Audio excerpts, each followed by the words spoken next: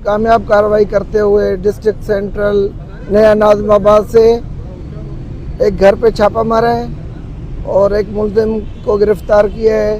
उसके कब्ज़े से ये आपके सामने जो पौधे रखे हुए हैं 45 अदद गमलों में ये हैं और मुलजिम का नाम है सलमान वल्द मोहम्मद इरफान राना सरदार और इससे 42 ग्राम तैयारशुदा वीड मिली है और इसके 30 जो है ना अदद वीड के बीज मिले हैं। इसके कब्जे घर से ये 45 जो है ना गमले बरामद हुए वीड के।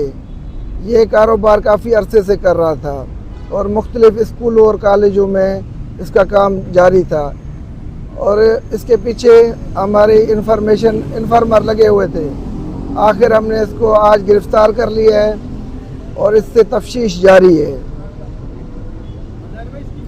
5.5 करोड़ इसकी मालियत है और ये तकरीबन साल डेढ़ से ये काम कर रहा था।